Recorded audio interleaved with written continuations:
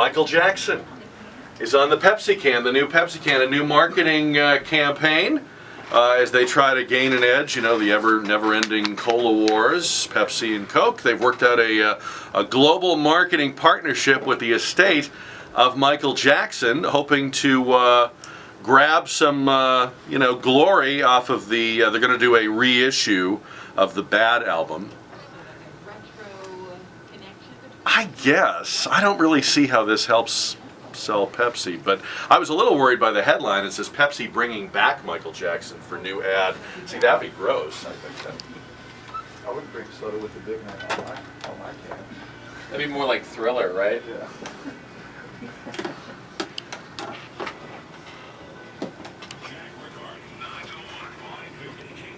All right, I can't hold them back any longer. They are raring to go. They're chomping at the bit to get at the big stories of the day and the week. This gang of four, look at them. Look at them. I can barely control them in here. Welcome to Gang of Four. Welcome to the weekend on 550 KTSA. Jack Riccardi. Let me welcome into our gang a judge on the fourth, not just any judge. He's our favorite judge on the Fourth Court of Appeals. I don't even know the other ones. I'm the best male judge on the court. I have no doubt. Steve Hilbig is back with us. Judge Hilbig, good morning to you. Thank you. Thanks for having me. What's new? Oh man, we were supposed to go out to Big Bend 2 weeks ago, and I came down with something, and so we've had to postpone it. Sorry to hear that. Yeah, it was. I hadn't felt that sick in about 20 years. Wow! And of course, you're busy. This is an election year for you.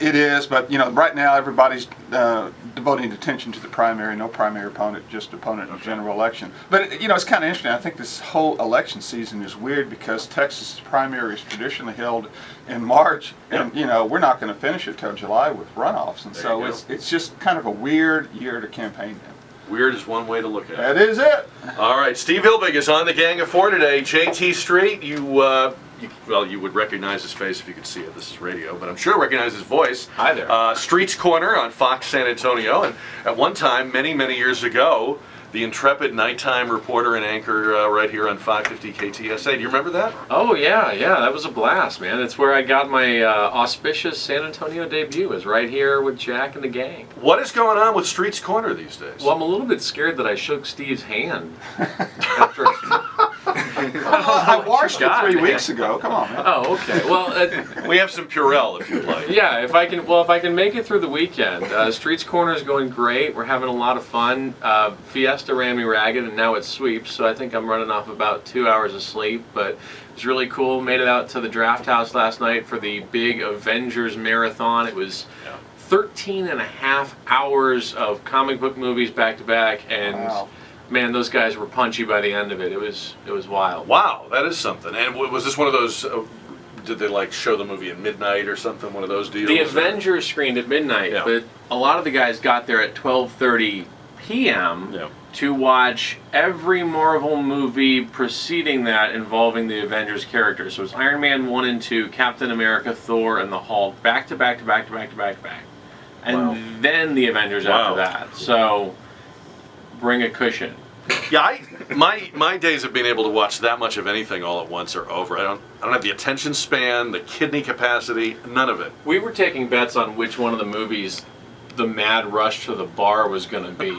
I said Thor, other people were saying the Hulk. Right. As it turns out, they served the booze right there in the theater, so it never happened. JT Street, you see him on the Fox News at 9, Street's Corner. And also Gilbert Garcia, reporter for PlazaDeArmasTX.com, the author of Reagan's Comeback, which is a great book about the 1976 Texas primary. And Gilbert was just telling us, because he brags a lot about himself. No, I'm kidding. I had to pull it out of him. He's so modest. The book just won a regional publishing award. That's right. It's independent publisher. They give out awards to independent publishing houses and university presses and so on. And this was the award in the best regional nonfiction category. Congratulations. Thank you very much. Very nice. And for folks that don't know, this book looks at the 1976 Republican presidential primary, which, as Steve was mentioning, used to be earlier in the season and mattered a lot in 1976. It was Jerry Ford and Ronald Reagan. And although Reagan lost the nomination, he may have turned his entire political fortunes around by the way things happened here in Texas. That's right, and it was actually that year. It was actually May 1st. Yeah. But as you would probably remember, I mean, the primaries were were more spread out back then. So there hadn't been that many primaries, and things were still kind of unsettled People nationally. the recent phenomenon of front-loading the presidential primaries wasn't happening back in the 70s, yes. You know what I don't like is this whole idea now in politics that when it's all over, like it's pretty much over now with the Republicans. People say, when is Rick Santorum going to endorse Mitt Romney? What's the matter with these people? I mean, why isn't it okay if you were running against him and you hated his guts and you told us he was trash? Why isn't it okay to just not endorse them? We've got like what was it, 3 months, 4 months till the conventions? I mean, You don't even have to do it. And Newt Gingrich was actually, I think, quoted as saying, calling Mitt Romney a liar a while back. Give him a little bit of time. I mean, it's pretty hard to come back from that and immediately say yes. But the only problem with doing that right away is you kind of point out it plays into this idea that, well, it just must all be BS and theater. It is all BS. Yeah, and so therefore, we're not going to pay any attention to it. Yeah. And so you're right. I mean, why would the work would you say? But I'm one not day, only saying the rush to do it, JT. I'm saying wouldn't it be okay to say, I said he was a blankety blank blank blank. I happen to believe that. I won't be endorsing him. I'm not. He's not my choice. I like that the complainers say it in that voice. Hey, wait, where did that come from? I love that. I don't know, but it's sort of He's like channeling his I guess parents. that's Why a don't political they part. endorse Mitt Romney and get off my lawn? I'm doing like it's modified Andy Rooney. I just think that the political parties now have this kind of, I don't know, is it like an allegiance oath or Yeah, what? why No, is I- it expected? Why can't I say I don't like Can't that there guy? be Republicans and Democrats who say, I think my party has a stooge right now, I'm not going to endorse him? No, I think you go at it this way. If you do what Gingrich did the other day. Yeah, he's no Ronald Reagan, but he ain't no Obama either. Yeah. And so, I think that's probably how Santorum may do a little bit more enthusiastic endorsement, but I think that's how Gingrich comes around. It's kind of like, all right, he's not my man, but boy, he sure ain't Obama, and so I'm going to do everything I can to make sure we I get don't Obama think- out. I don't think Ronald Reagan would allow himself to be seen in public with these people. I really don't. I really don't. I think he'd be embarrassed. And even if he was, they'd probably call him a socialist. They would. All right. Speaking of the president, You socialist. here's the question. I need to know: did he spike the football? I think he politicized it. I was just thinking about this. I think he politicized it in a way that presidents didn't used to do. But I think, in fairness, I think the opposition also politicized this in a way that we wouldn't have seen. I don't. I wasn't there 50 years ago when the Cuban Missile Crisis happened, and it was a different situation. We were. Go ahead. We'll tell you about it. Go ahead. Tell me all about it. Okay, yeah. Well, I was not. well, I guess technically I was there. But anyway, and I know that Kennedy, even in that situation, he probably had, I'm sure the John Birch Society had some complaints. But I think there was a consensus. President did a good job. Job well done. Case closed. And I think in this case, you had like the day after this thing happened, Rush Limbaugh went on the air and was basically ridiculing him and saying, sarcastically saying, thank God for President Obama. And then you had people on Fox saying, well, he happened to be president, but he really didn't do anything. And I think we've seen, Peter Bergen has a book out. He talks about how Obama, after he was briefed, the mission was, the raid was expanded because of suggestions that he made. Robert Gates, who was the defense secretary and has worked for Republicans primarily in his career, he actually opposed the raid. So the idea that Obama didn't do anything at all, I mean, I think that's an exaggeration, and I just think that I think it's unseemly for him to capitalize on it politically, but I think it's also I don't think it looks particularly good for the opposition to just try to say, well, he didn't really do anything. Just say, whether you like him or not, he did a good job. Case closed. Ended. He spiked the football, but at least his team scored first. I mean, Bush pulled a Leon Lett. He was throwing the football as he was 15 yards away from the end zone. Now my mission accomplished. Yeah, I mean, I agree with you, Gil. I don't know if I like the idea of us touting the death of another human being as an accomplishment in any circumstance, even if he was a terrible human being, and by all accounts that's the case. But in a climate like this where you literally have to fight for every inch of ground, I think Obama is learning the mistakes that he made with the healthcare law, which was he didn't tout all the good things that it would do. He just assumed people would know it and people would look. I think on this one, he's saying, hey, look, I did it and I'm not going to let you forget about it. Well, and even if he spiked the ball, frankly, who the hell cares? I'm sorry. I mean, it's like if that's what he wants to celebrate, and then kind of JT and Gilbert, as you were saying, in terms of if people have a negative reaction to that, well then that's fine. I don't think the Republicans need to be going around and going, look at that, he's doing the end zone dance. But were they kind of put in the position because he has said in so many words, Romney wouldn't have had the balls to do this? Well, I mean, I understand that argument, but don't you think that falls on its face? I mean, It doesn't require a response. that's right. In other words, it's... What about that argument, JT and Gilbert? I'm the only one that would have given this order. You can look back. My opponents wouldn't have given this order. Does that go further than... I mean, even taking your point, JT, which is that Obama supporters don't believe their guy gets enough credit, is that going too far and making this political more than it would otherwise be? I'm sorry, I haven't checked the calendar lately. This is an election year, right? I mean, in these climates that we have every 4 years, everything is going to be politicized. Everything is going to be, I'm the only one who could do it. The other guy can't do anything. He's a completely ineffective boob. Well, but I mean, the Cuban Missile Crisis was an election year. D-Day was an election year. I mean, I don't know. To me, the part about bragging is one thing, and I kind of agree with Steve. People will take that however they want to take it. And frankly, I don't think the Republicans need to say a word about it. I think it's going to be very offensive to a lot of people just on its own. It makes its own gravy. Right. But if you're going to then say, I'm the only one that would have given this order, and you can look and see my opponents would not have given this order, that to me is that's a new low. That's beyond the normal level of making it political. See, but why engage in that dialogue is I think the point I was trying to make. From Fox San Antonio and Streets Corner, and we also have Steve Hilbig, who appears on a bench near you. Somewhere, yeah. Fourth Court of Appeals. And what's the deal? You're the only male judge on? Yeah, see, that's why I said that I'm your favorite male judge on the So court. you're like you're a token male. The 7 judges on the court. Yeah, yes. You're an affirmative action hire. Oh well, we won't go there, you know.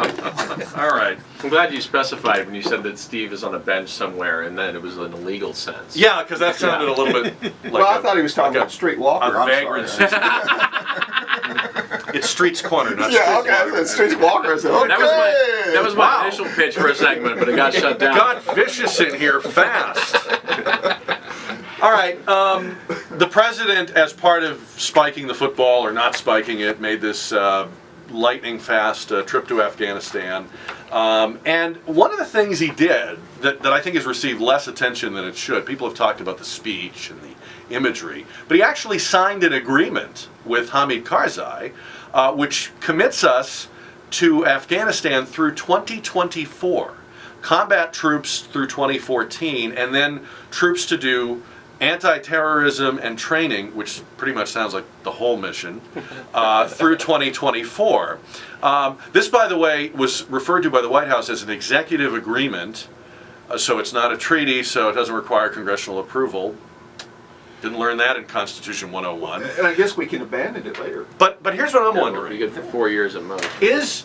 Is Afghanistan, now that we know what we know and we've had the experience we've had, should we be committing to Afghanistan through 2024? Anybody? I don't see how. I mean, I think that we talked about, I think I was on Gang of Four shortly after bin Laden was killed, and we were talking about what's the mission now and what are we doing over there. And you know, no one can articulate that mission anymore. And if the thought was we went into Afghanistan to take down Al-Qaeda and bin Laden, we should have gotten out at that point, used that as our exit strategy. And I still kind of believe that. I don't know. You know, he said, I think in the speech, the president said, we're not trying to make them, you know, a model after America. Well, then, you know, what are we doing over there? I mean, where are we spending the money? What are we trying to do? If you're not trying to do that, then what are you trying to do? You know, one of my favorite documentaries is The Fog of War, and where Robert McNamara kind of revisits the decisions that were made in Vietnam.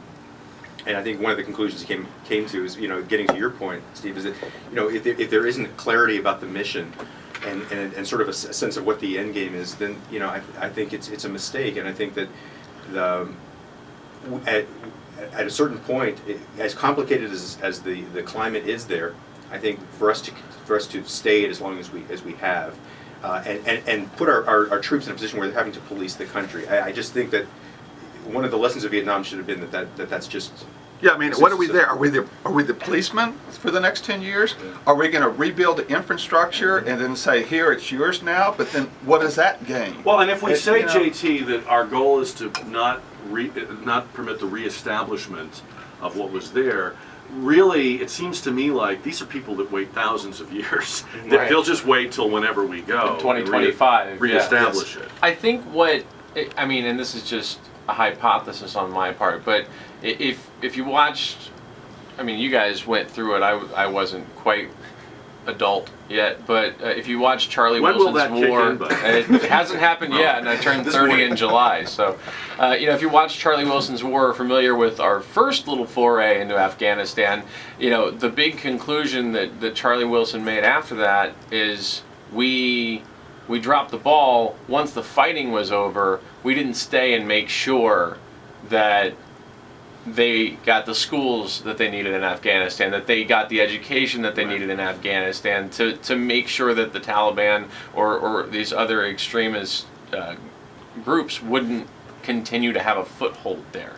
And that's precisely what his fear was, and that's precisely what ended up happening with Afghanistan. So my hypothesis would be that, but there's another country that really needs better schools and infrastructure, and it's the United States. So to me, I really love to see more on this agreement and what these guys are going to be used for. Are they going to be used for training? Are they going to be used for what? Let me ask you this, and it may come as a shock to you, but I didn't vote for Obama. What? But I know. But wouldn't people who voted for Obama have been pretty sure they were voting for the guy who would end, clean out, remove, take home the last troop from Afghanistan? Instead, he's the guy that just gave us a quarter of a century in Afghanistan. I'm confused. This is a big difference from what people thought they were getting, isn't it? In a sense, but when you look back at his debates with McCain, the big point that he made, and I wasn't sure I agreed to this, but his point was, in criticizing the Iraq War, he was saying, well, we should have focused everything on Afghanistan. That should have been our focus. We took our eye off the ball, as he said. And so he always seemed to put a big premium on Afghanistan, even during, I certainly didn't anticipate that we would be, committing ourselves to 2024 at that point. But he always seemed to put a real emphasis on Afghanistan, as that should have been where our focus was. But like going back to JT's point, like where the statement McNamara, where we didn't go in and rebuild the country, if you will. Okay, and so like let's say we build the schools, but if you have a country that is predominated by a religion that says we don't want to educate our women. See, and that's what I guess I was trying to get to, is it's kind of like you can't do the things to make it a mini America unless that is culturally accepted over there. And so I think we keep trying to do that, and that's what I'm saying. So what are we building this for if culturally the people say, no, we're not going to do that. We're resisting that. The cynic in me thinks this is just about money. This is just about the military-industrial complex. This is just about doling out huge contracts. Because deep down we know that in fact you can't rebuild Afghanistan into something Afghanistan never was. The definition of rebuilding would be putting it back to where it was, leaving it as you found it. Renovating it. But the other possibility, I guess, is that we're so hung up on the post-World War II model where we went into Europe, but of course those were countries culturally and politically similar to our own, and we could in fact say, wouldn't you like to have the quality of life Americans have? We can get you closer to that. We can get you back up on your feet. That works in a Germany. That works in a Japan. That doesn't work in Afghanistan. But Japan wasn't culturally similar to us in any capacity. I guess not. But but in fact, it's clear that our occupation and our patience and our investment in Japan has paid off in the modern Japan. I don't think anybody believes that Afghanistan will someday resemble. I agree. I think there's almost a sense of that even while presidents, and I don't know what Obama's thinking is, but I think in these situations, even if a president maybe sees a certain futility in the mission, they don't want to be the president to say, I'm going to pull out troops tomorrow, and then the day after the Taliban is back in power. Well, I'd like to see somebody try it. I think it might be. I think it might be extremely popular. But it's kind of like when you listen back to the recordings of Lyndon Johnson in the mid '60s. When first time I heard them, it was amazing to me because he's basically saying very early in the game, there's no way this is going to turn out well. This is going to go bad, and I hate that we're there, and this is awful.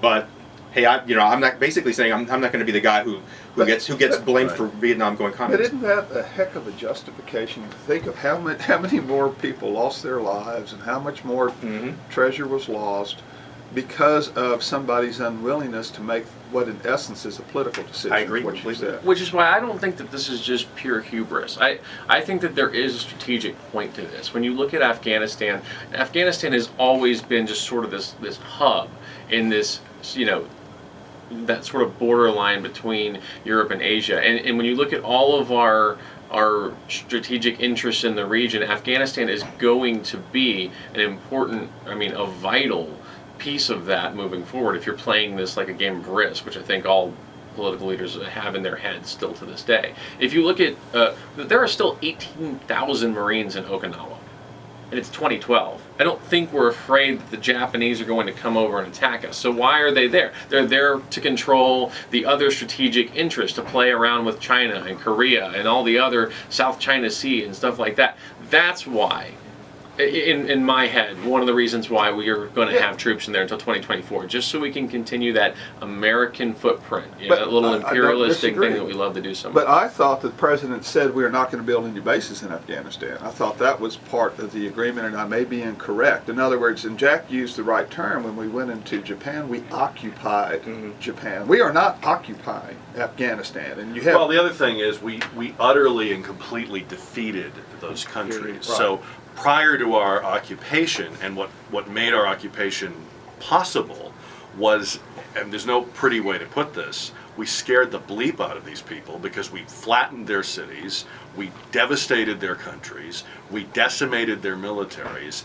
They had no other choice but to accept this occupation. Now, we don't like to think of it that way, but it's not like they invited us to do this. And we first defeated what we thought was wrong. Right. Then we established something that ultimately has turned out to be very beneficial. We skipped that step. And we skip it in all modern wars. Well, and that's where I was going with JT's point, that he says culturally Japan was not like us before the war, but to your point, that's how we got them from point A to point B because of the things that, as you just pointed out. So I don't think you can have the nation, I don't believe in nation building, but I don't think you can have. And if it is, and keep them out, then when are you ever going to leave? Yeah, that's the thing. It's open-ended, and this is the problem we ran into in Iraq. It's a problem obviously that we're running into here. All right, let me shift gears here a little bit now. Shocking sports story this week. We learned of the death of Junior Seau, one of the great football players of the 1990s. Yesterday, it was reported preliminarily that he appears to have died from a self-inflicted gunshot wound. He actually had tried at least once before, some people believe, to take his own life driving his car off a cliff. He survived that accident. Junior Seau, just the latest in a long line of football players and also hockey players who are believed, some people say there is a link between head injuries suffered playing the game and depression after their playing days are over. Is that cause for reimagining, reinventing, changing the rules in the NFL? The NFL owners are even toying with the idea of getting rid of the kickoff.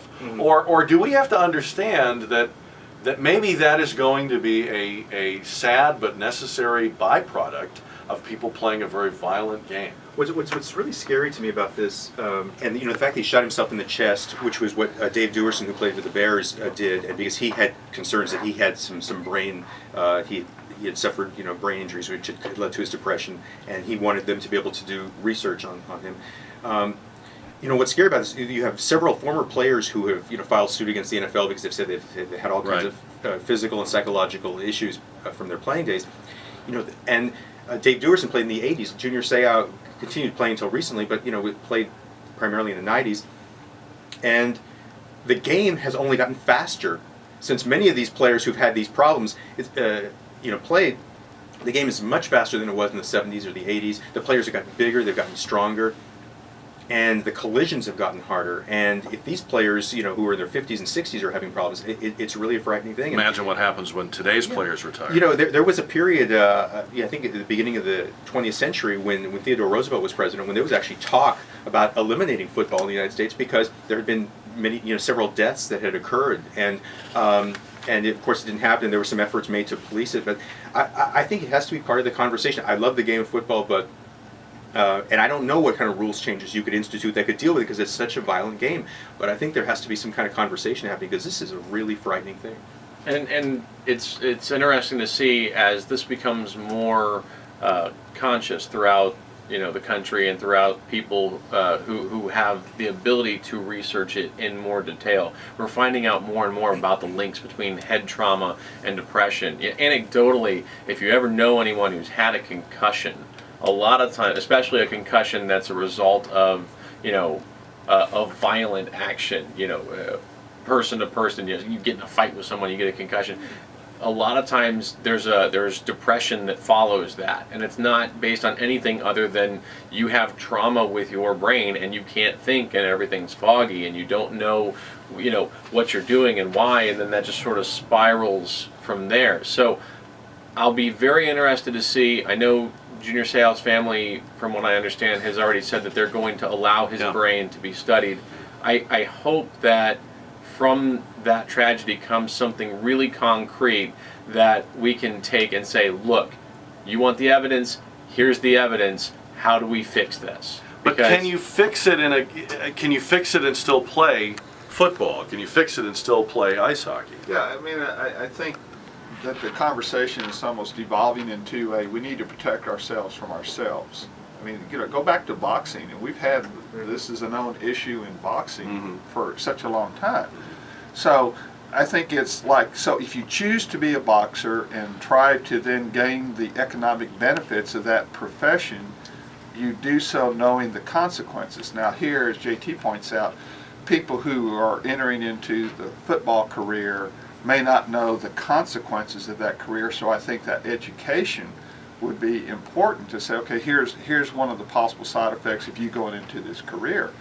But and they ought to do things to make things safer. But if what causes the concussion is a violent collision with another person, you're never going to take that out of football. And one of the things that happened in the past was, there were efforts made to make the uniforms more protective and safer. But I don't know that there's much you can do along those lines anymore because those steps have been taken over the years. It almost seems like that if you do away with all the protective gear, then the violence of the collisions would decrease because I think people throw themselves with abandon thinking, okay, I've got all this padding and everything that'll protect me. I was going to make that same comment as just sort of a flippant joke, but the more you think about it, if you put these guys back in leather helmets or no helmets at all, you're not gonna hurl yourself at someone like a missile. Like if you guys have ever watched rugby, I don't know if you have, but the dudes who play rugby, they're coming at each other, but they know how to tackle you. They tackle people in a way, and I mean, rugby's a violent sport. They're all cut up by the end of it, but you can tell they're taking their own bodies into consideration. They're not just trying to go out and level the other guy. That's a good point. So we should stop cladding them in body armor, and maybe the game would be played differently. Yeah. I mean, what do you do about the size of the players? And Gilbert was saying the velocity at which the game is played. What are you going to tell people to run slower?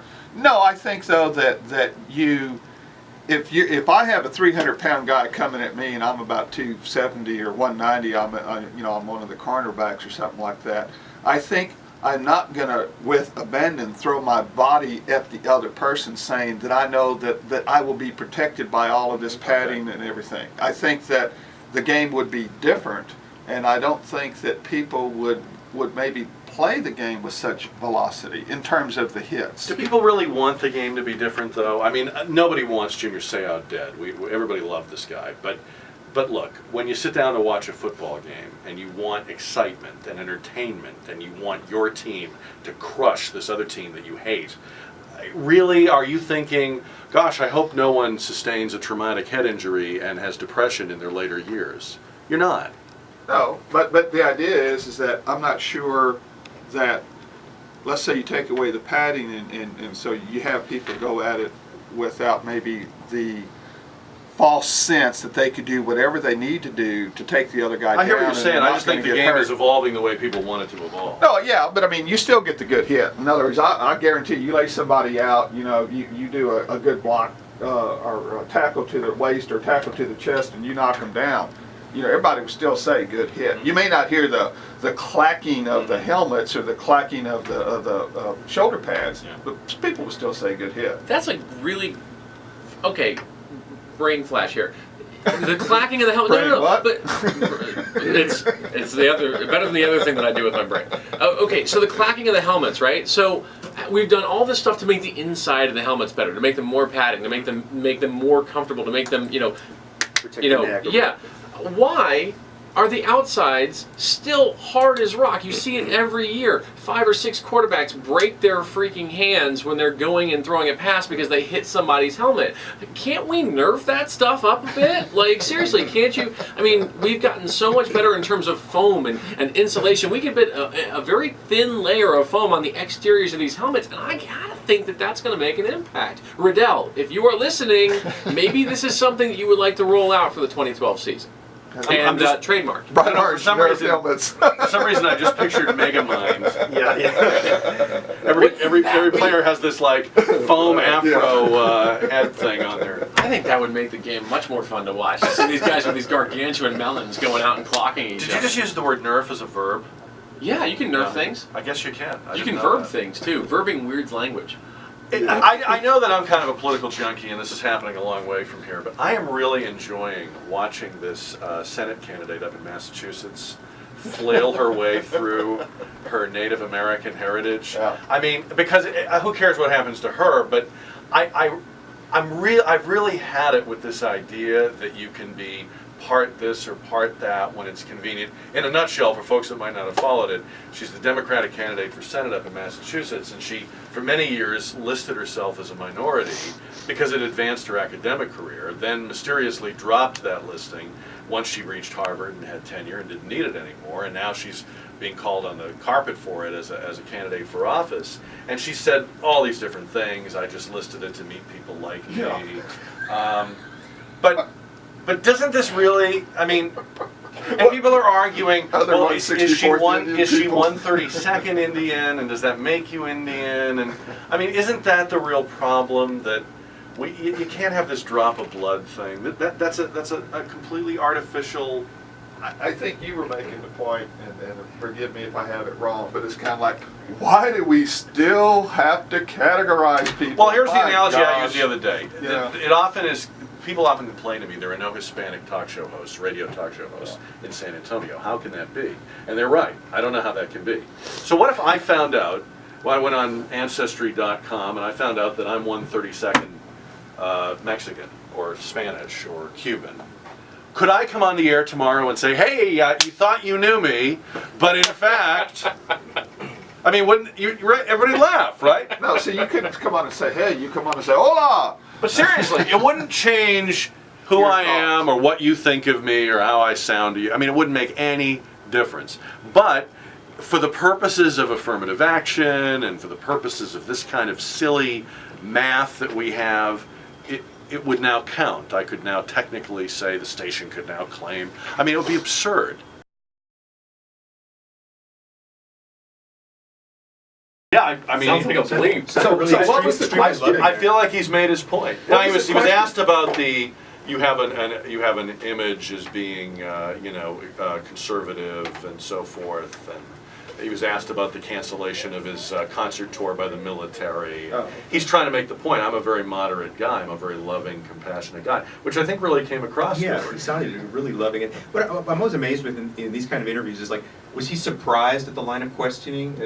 He sounds like he was shocked that somebody would challenge him. But it isn't even a challenge. It- It's yeah, just- exactly. We're just chit-chatting with you. I think know? he was just tired of it. Yeah, he's just Had to he's vent. just Had to vent. Yeah. Can't we all get along? Afterwards, Ted Nugent blogged that he had not been feeling well that day and had been passing a kidney stone. So Ooh, could that explain it? that's a good excuse, isn't it?